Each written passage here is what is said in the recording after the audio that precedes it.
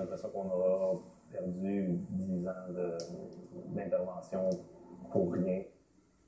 Les 40 000 soldats canadiens qui ont combattu en Afghanistan représentent le plus important déploiement militaire du Canada depuis la guerre de Corée dans les années 50. Vendredi, le gouvernement va commémorer cette mission et honorer les militaires et leurs familles. Pour plusieurs d'entre eux, les cicatrices physiques et mentales restent profondes. Le Canada remplit-il bien ses obligations envers ses vétérans? Voici ce qu'ont préparé Manon Globinski et Christine Tremblay.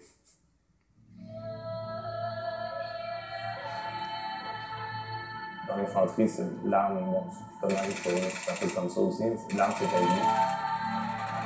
Depuis qu'il a quitté les forces armées il y a 4 ans, Alexandre Tétrault a troqué son arme pour une caméra.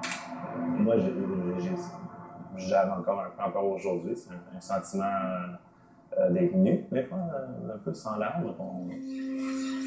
Alexandre représente bien les soldats qui ont servi en Afghanistan, des jeunes qui sont entrés dans les forces avant même de débuter leur vie professionnelle.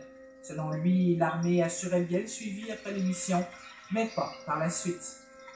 Une fois qu'on quitte comme tel, il n'y a pas vraiment de mesures différentes après. 40 000 soldats sont allés se battre en Afghanistan. 158 sont morts et plus de 2 000 ont été blessés. C'est sans compter les blessures psychologiques. Le syndrome de stress post-traumatique peut mettre des années à se manifester. On n'avait pas eu ce genre d'entrée de blessés depuis la guerre de la Corée. Le Canada avait été débordé. Tout le monde avait des bonnes intentions. Par contre, les intentions et la politique n'étaient pas toujours de pair. L'unité interarmée du soutien du personnel que dirige le colonel Blais réussit maintenant à réintégrer dans les forces armées entre 35 et 40 des soldats blessés. Les autres retournent à la vie civile. Et c'est là que ça se complique. Le ministère des Anciens combattants peine à offrir des services psychologiques pour lesquels la demande ne fait qu'augmenter. C'est bon? Oui, c'est bon. Pas trop.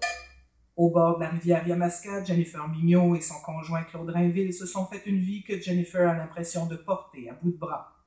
Claude a attendu 8 ans avant de recevoir son diagnostic de stress post-traumatique. Personne ne savait ce que c'était PTSD à ce moment-là. Depuis qu'il a été pris en charge, il reçoit de l'aide thérapeutique pertinente et efficace. Le hic là-dedans, c'est que moi, à titre d'épouse, moi, je suis confrontée à un vide de service. Jennifer consacre tout son temps à son mari. J'ai longtemps été silencieuse. Elle milite maintenant pour que les conjoints soient reconnus comme aidants naturels. Moi, j'ai surpris mon mari à faire une tentative de suicide. Cette peur-là, depuis ce jour-là, elle est là. J'ai peur qu'il oublie mon visage. Puis qu'il pense à l'aide. Puis il y en a plusieurs comme moi. Il y a toujours cette notion-là de responsabilité qui est présente. Puis la crainte, à voir les suicides. Chaque suicide, là, il fait mal, puis il fait peur. Récemment, une vague de suicides secouait les rangs des militaires et des vétérans. Alexandre Tétrault a servi avec l'un de ceux qui se sont enlevés la vie. Ça démontre vraiment un problème beaucoup plus profond que... Là où on connaît du succès pour combattre la détresse psychologique, c'est dans le secteur privé. La fondation True Patriot Love vient d'emmener 12 soldats au pôle nord magnétique, à la fois une thérapie et une façon d'amasser des fonds pour la fondation. C'était un défi incroyable. C'est exactement ce que j'avais besoin. True Patriot Love récolte 16 millions de dollars par année. La question qui se pose, pourquoi se substituer ainsi au gouvernement? Il y a beaucoup de petites choses qui ne sont pas possibles pour le gouvernement de payer. Les souvenirs d'Afghanistan font sourire Alexandre comme autant d'images de camaraderie, de découverte et d'action.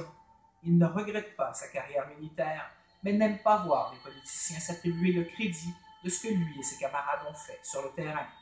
J'ai aucun problème avec les forces comme telles. J'ai des problèmes avec les gouvernements qui utilisent les forces pour quelque raison que ce soit. Mais il espère surtout que le gouvernement respectera son obligation sacrée envers les anciens combattants.